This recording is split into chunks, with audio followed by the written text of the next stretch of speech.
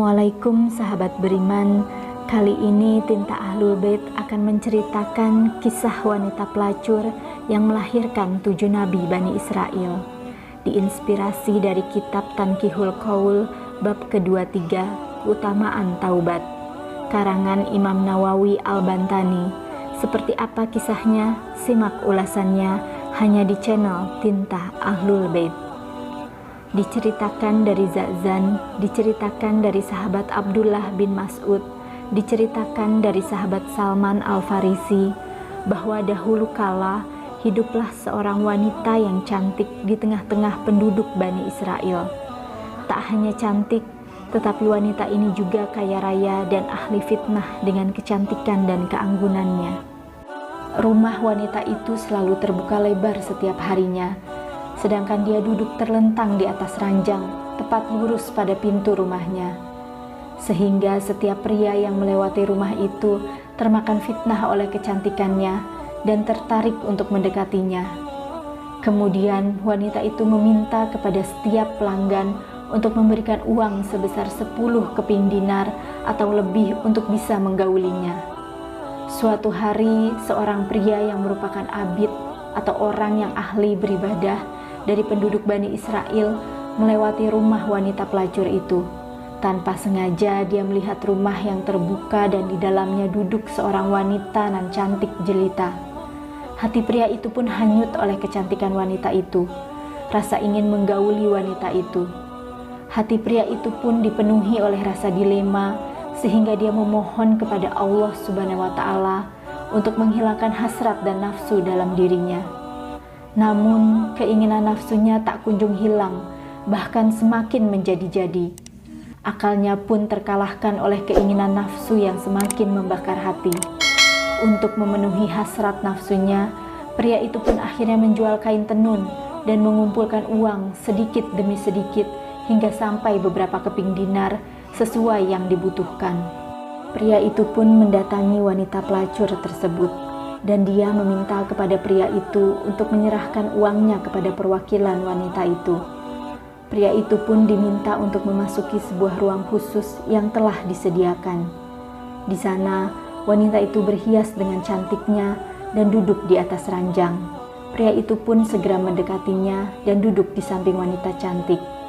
Tak lama kemudian, wanita itu pun memperlihatkan badannya sambil terlentang dan siap untuk dimangsa. Namun, atas rahmat Allah Subhanahu wa Ta'ala dan berkat rutinitas ibadah yang dilakukan, hati pria itu pun membisikkan hal lain. Sesungguhnya Allah Subhanahu wa Ta'ala melihatku dalam keadaan buruk ini di atas arsy, sedangkan aku melakukan perkara haram, maka leburlah semua amalku.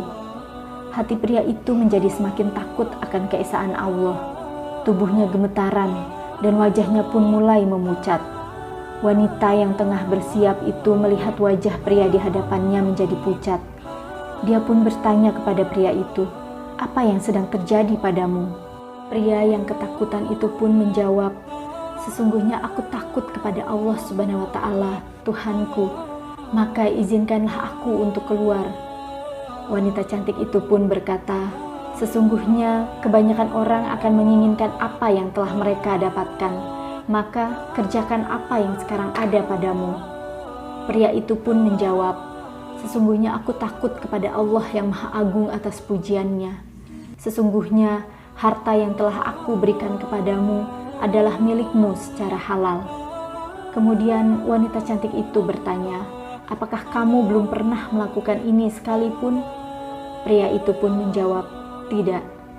Wanita itu pun bertanya untuk terakhir kalinya, "Dari mana asalmu dan siapa namamu?" Pria itu pun memberitahu nama dan tempat tinggalnya kepada wanita itu sebelum dia pergi meninggalkannya. Dan selama dia pergi meninggalkan wanita itu, dia bergumam dengan sendirinya, "Celaka dan kerusakan," sembari meneteskan air mata. Rupanya setelah kejadian itu, wanita cantik itu pun terketuk hatinya atas rahmat Allah Subhanahu wa Ta'ala dan berkah pria itu.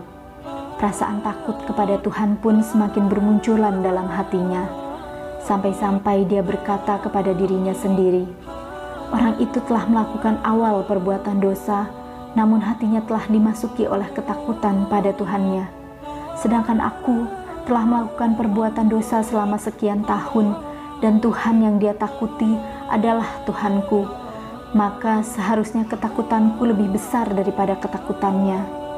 Saat itu pula, wanita itu pun semakin sadar dan semakin takut kepada Allah Subhanahu wa Ta'ala. Dia menutup pintu rumahnya, dia mengenakan pakaian yang kusut nan lama sebagai bentuk kehinaan diri dan mulai melakukan ibadah atas kehendak Allah Subhanahu wa Ta'ala. Wanita itu pun mulai berpikir dan berkata pada dirinya sendiri, "Sesungguhnya jika aku bisa menemui pria itu, mungkin dia bisa menikahiku dan aku ada di sisinya.